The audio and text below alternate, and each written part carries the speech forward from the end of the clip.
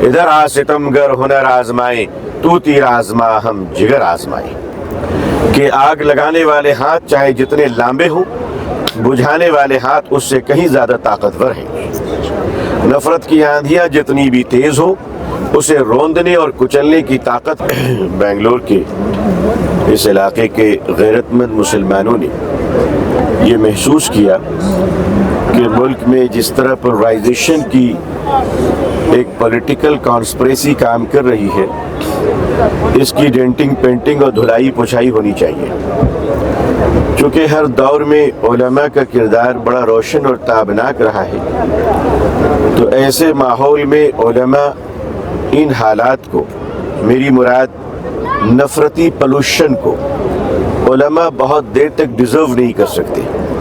तो उलमाए किराम ने और इस इलाके के नौजवान और बुजुर्गों ने मिलकर अपने इस फरीज़ा को अदा करते हुए अपने इस किरदार को शानदार तरीके से निभाया और नफ़रत और पोलराइजेशन के माहौल में इस इलाके के इस्लामी सड़क पर स्वामी जी और उलमाए किराम के एक हसीन संगम ने मिलकर अपने खिताब के ज़रिए से ये बता दिया कि नफ़रतें जितनी भी तेज़ क्यों ना हो, हम जब चाहें इंशाअल्लाह उसे अपनी जूतियों से रोंद सकते हैं।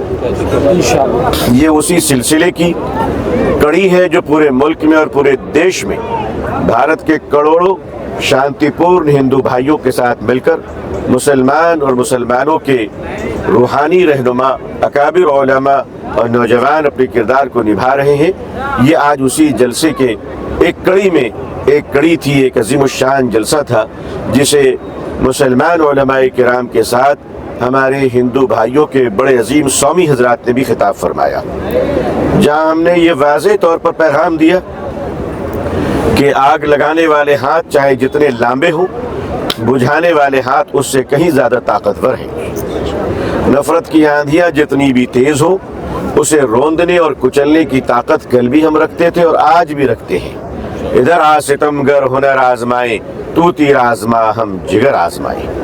ये पैगाम था आज का। मौलाना, मुल्क भर में जो है SIR का मामला काफ़ी गर्मा गर्मी में है, तो आप इस पर क्या कहना चाहेंगे, क्या पैगाम देना चाहेंगे? देखिए, मैं पैगाम इतना ही देना चाहूँगा कि जो जिस देश में है वो उस देश का नागरिक है और हमें अपने देश के नागरिकों के साथ रहमदिली, मानवता के साथ काम करना चाहिए। अगर वाकई कोई घुसपैठी है तो उसका नाम और धर्म देखे बगैर उसे निकाला जाना चाहिए, लेकिन अगर किसी के नाम और धर्म की बुनियाद पर उसे शक और डाउटफुल बनाया जा रहा है तो हम ऐसे सरकार की नीतियों को डाउटफुल समझते हैं। SIR भारत की रक्षा, सुरक्षा और अंतरिम सुरक्षा के लिए अगर जरूरी है तो हम उसमें साथ साथ हैं, सुर में सुर मिलाते हैं, लेकिन भारत के किसी मूल निवासी को अगर भारत से निकाला जाएगा तो ये देश के लिए शर्म की बात है। जैसे एक सोनाली बेगम या सोनाली खातून जो प्रेग्नेंट थी, उसको बाहर बांग्लादेश भेज दिया गया, उसे दोबारा लाना पड़ा। ऐसा क्यों हुआ? वो कौन लोग हैं, वो कौन पोल्यूटेड लोग हैं, वो कौन अफसर हैं, वो कौन ब्यूरोक्रेट्स हैं जो इस तरह की कॉन्स्पिरेसी और नफरतों को मजहब और धर्म देकर चिन्हित कर कर लोगों को परेशान कर रहे हैं? ये हमारे देश की परंपरा नहीं है। हम SIR के खिलाफ नहीं है, SIR के बैकग्राउंड में छुपे हुए हिडन नफरत के एजेंडे के खिलाफ है। बताया ये भी जा रहा है कि मुसलमान जो है अपने कागजात को तैयार करें, अपने पहचान पत्र को जो है मजबूती से उस शनाख्ती कार्ड बनाकर। मैं कहता हूँ बिल्कुल होना चाहिए, लेकिन मैं सरकार से भी पूछना चाहता हूँ कि सरकार ये तय करे कि सिटीजनशिप है किसकी, नागरिकता का प्रमाण क्या है। आप कहते हैं वोटर ID जो पहले से है वो नागरिकता के प्रमाण नहीं है।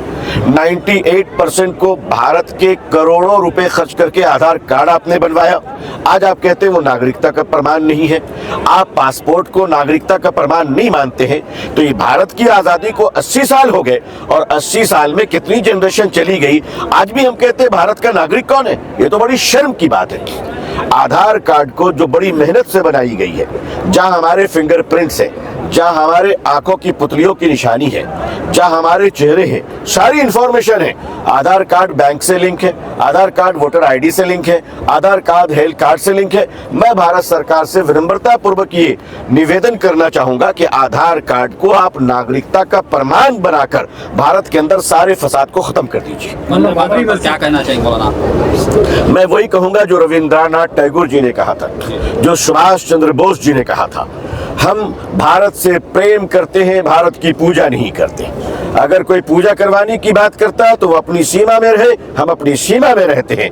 ऐ भारत, हम तुझ पर कल भी जान देते थे, आज भी जान देंगे, मगर ये सर खुदा के सामने किसी के सामने नहीं झुकाते हैं। ये जालिमों को भी बताना चाहते हैं, सरकार को भी बताना चाहते हैं, मीडिया को भी बताना चाहते हैं। अपना स्टैंड बिल्कुल साफ है कि भारत के लिए जान दे सकते हैं, पूजा और सर तो सिर्फ खुदा के लिए झुका सकते हैं। पार्लियामेंट में जो है 10 घंटे इसी मुद्दे पर बात होती है, वंदे मातरम पर, ना कि बेरोजगारी पर बात होती है, ना कि जो है भूखमरी पर बात होती है, ना कि डेवलपमेंट पर बात होती है। ये हमारे देश के करोड़ों जनता को समझना पड़ेगा कि इंडिगो ने अचानक एक क्राइसिस क्रिएट कर दी। एयरपोर्ट में लोग तरस रहे हैं और पार्लियामेंट में बात नहीं हो रही है। गोवा के क्लब में, नाइट क्लब में आग लगती है, 23 जाने चली जाती है, पार्लियामेंट में बात नहीं होती है। इशू को डाइल्यूट करने के लिए जिस तरह की हरकतें की जा रही हैं, देश के तमाम जाति धर्म हिंदू मुसलमानों को मिलकर एकता और अखंडता के साथ जो मूल प्रश्न है, जो बेसिक क्वेश्चन है, जो समस्याएं हैं, उसके समाधान पर हम सबको सोचना पड़ेगा।